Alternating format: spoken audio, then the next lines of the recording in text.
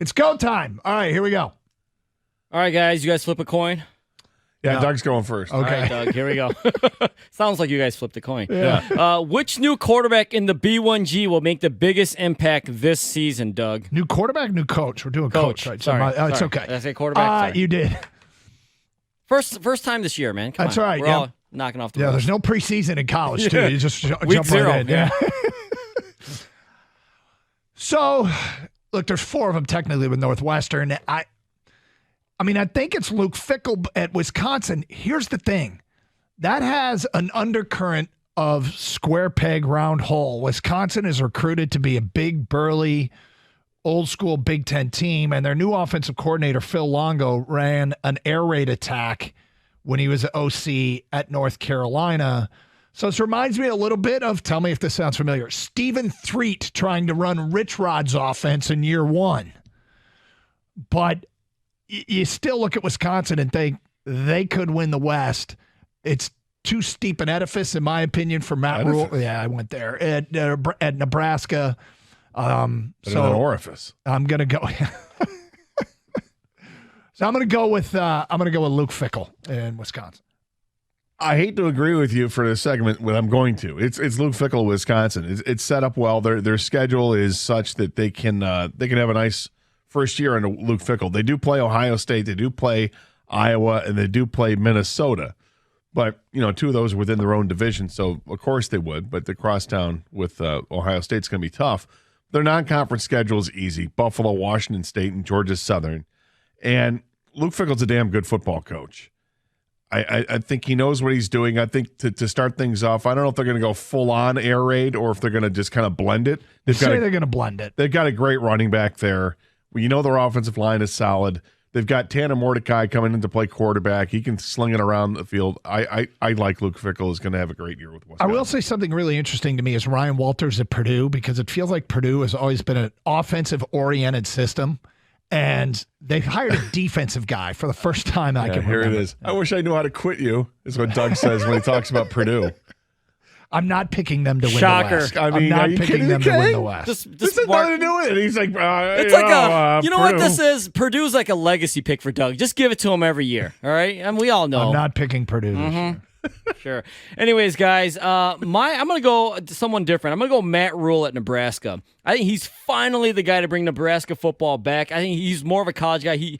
Once he got to Carolina with the Panthers, I think he knew from the first year, I kind of want to go back to college football. I think Matt Rule will make the biggest impact this year.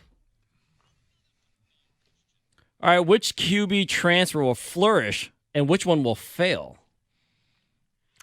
Well, I'm going to go, I'll start with the flourish part, and it's the aforementioned Tanner Mordecai going to Wisconsin. I think it's a guy who kind of goes with that offense. He's thrown 72 touchdowns in the last 2 seasons while he was at SMU. Now he's transferred up to Wisconsin, and he's thrown 22 interceptions during that time as well. I think he's a guy who's just getting ready to, start that career over again at a Big Ten school, and I think he's really going to reap the benefits of what's happening there. And fail? For the fail, I'm going to go with DJ Uiagalelei. Ooh. He has transferred from Clemson to Oregon State, and I was a big fan of his when he was at Clemson. He was just giant, right? And he got the chance to play early in a few games, and he looked the part. Then he started. Mm-hmm. And he looked terrible. Mm-hmm. He looked like this guy who's way too big to be playing quarterback, and he was too, he had happy feet and just wasn't the quarterback he thought he was going to be. Now he's going to transfer, go out west. Okay, you're going to go to Beaver Country. Good luck with that. I just don't see it working out well for him or for the Beavers. All right, the one that's going to flourish is Sam Hartman at Notre Dame, and it's already started, and he was really, really good at Wake. And behind that offensive line with that running attack, I think it's a little bit of pick your poison. He might be, you can make an argument, he's Notre Dame's best passing quarterback since Joe Montana. Just passing. Now, with that said, the one that's going to fail is a guy that never looked good at his previous stop, and I don't know how he's going to look good at his new stop, and that's Graham Mertz at Florida. He didn't impress me at Wisconsin. Florida is going to have a rough year, and I'm not even sure he's going to win the starting job down there. But I'm going to go playing tomorrow night. I'm going with Graham Mertz at Florida. Guys, I've got Doug. I agree with you. Actually, I'm going to call right now. Both picks. Sam Hartman. He's like 30 years old, right? Yep. He's an older quarterback. He's 24 years old. But yeah, this is exactly what Notre Dame needed: an older veteran quarterback that can throw the ball. I think he's the quarterback transfer that's going to do very, very well this year. Graham Mertz. I agree with you as well. At Wisconsin, I think he started off okay in the beginning, and then it just got really bad. I don't think going to Florida and the SEC is going to help him at all. They don't have a ton of weapons. Anthony Richardson didn't have a ton of weapons when he was there last year, but he was such a freak athlete. He was able to make some things happen. I don't like Mertz doing well this year. All right. All right, pick one major upset this weekend, guys. I don't want to be predictable. I don't want to be. Well, major upset. Indiana over Ohio State. Indiana has got a transfer quarterback from Tennessee. I think they actually have the most underrated playmaker in the country in Jalen Lucas. Michigan fans remember he was a headache a year ago. Michigan State fans remember he took back a kickoff to the house. He gave Michigan and Michigan State fits. Ohio State's breaking in new quarterbacks and new tackles. We'll see about their defense. But I'm going out there. Kind of predictable. Indiana over Ohio State. You're going with Taverin Jackson. Yep. 3 for 4 last year. He completed 75% of his passes. That's 3 for 4. Yep. Well, that's incredible when you think about that. As far as the upset's concerned, remember the term major. We were yeah, going with a I know. major I got upset. it. You went with major upset, and that would be a major upset. There's no question. You put him out there. I like that you're putting him out there. For me, it's an upset. It's over a top 25 team. I'm going to go with South Carolina taking out North Carolina. Battle of the Carolinas. South Carolina gets this game at home. They're only a 2.5 point dog, but I'm going to go with it. I'm 2.5. Okay. That's not major. And don't you know like what, Gator? I don't care because I'm going South Carolina over North Carolina. I don't too. love it. This isn't Guys major. don't understand But the assignment. here, Doug, here's my argument. Drake May is supposed to be one of the best college quarterbacks not named Caleb Williams this year, right? He could be on his way to Heisman if it's not Caleb Williams. He might be the number 1, if not number 2 pick overall this upcoming year in the NFL draft. Nobody's talking about South Carolina. South Carolina Spencer Rattler. I just think if Drake May doesn't carry the entire Carolina offense, they don't win the game. South Carolina's defense did get better. They still have Spencer Rattler. I got South Carolina over UNC in a huge upset. Yes! Huge upset.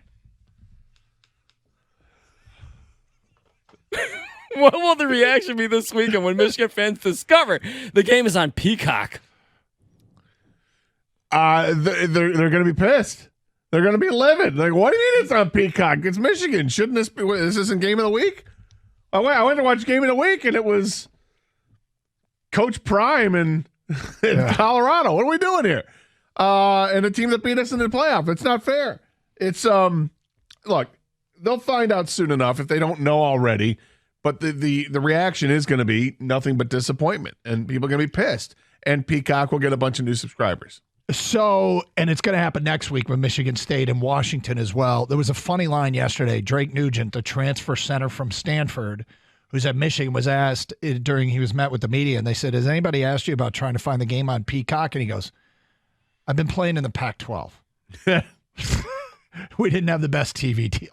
So, look, bottom line is, I think there's a lot of people that are going to discover it, and it'll be interesting to see come Monday. And after the Michigan State-Washington game, will people go, I stubbornly say I didn't do it, and maybe just made the financial decision not to do it. But I think this is going to surprise some people. It'll be a last-minute discovery. Yeah, I think the reaction is going to be, how do I sign up for Peacock? Because the Michigan fans, they're all over the country. This is what Peacock wanted. They wanted more people to try to find them and subscribe and sign up for whatever reason it is. So they might not, they'll be surprised at first, but they're going to sign up. All right, predict where Stanford, Cal, Washington State, Oregon State, and Notre Dame will all end up. I mean, I wish I was in charge because I would be creating a new Pac-10. I'd be calling Boise, get UNLV, get Colorado State. Because UNLV is big market. Colorado State bring in Denver. Well, Fresno's a bigger market than you realize. I mean, it's over a million people. Yeah, you get Fresno. I mean, San Jose State. Create a West Coast college football conference with trying to get some of those bigger markets out there that are underrepresented. But that doesn't appear like it's going to happen. And on top of that, I actually like that the Big Ten cared about academics and the fact they should be inviting Cal and Stanford because at this point, what the hell? But it seems like they're destined for the ACC, which is where Notre Dame is destined to be. Even though it makes all the sense in the world to put them in the B1G because they're in the footprint, Notre Dame already has that relationship. And it's kind of like they're an independent with the ACC as their side piece, but I think they end up at the ACC, and Oregon State and Washington State go to the Big 12. I think the most laughable thing out there, and yet it's a possibility, is these schools can go coast to coast. They can go from Pac-12 to ACC, and it makes no sense at all, except that the Pac-12 is blowing up, and these teams need to find homes. That being said, I still can't believe that it would actually happen like that, even though it probably will. I'm going to go with Big 12 instead. I know Notre Dame's not going to go to the Big 12. Notre Dame will go to the ACC, but I think the Pac-12 schools, I think they'll end up in the Big 12. I still think there's a possibility that Stanford and Cal end up in the Big 10, though. God, I hope so. It makes sense. I mean, I guess I don't really hope so. I'd rather have Notre Dame, but I'd rather have Notre Dame and Pitt. Stanford and Cal makes sense. None of it makes sense. Well, you don't need – everybody doesn't have to be a football power. They don't have to be. Well, then you're running the risk of creating a bunch of 8-5 teams or 7-5 teams, but anyway. Well, we can discuss this later. Yeah. All right. Well, I got Stanford and Cal. I'm just going to go with what people are writing about right now. Stanford, Cal to the ACC, Washington State, Oregon State to the Big 12, and Notre Dame to nowhere because they actually got what everyone wants, which is a big TV deal. They can, as arrogant as they are, they're able to pull this off. They're the one university that can do this. I think they ride this thing all the way till the wheels fall off until they are I mean, everyone thinks they're going to be forced to. Not yet, my friends. I think Notre Dame stays independent.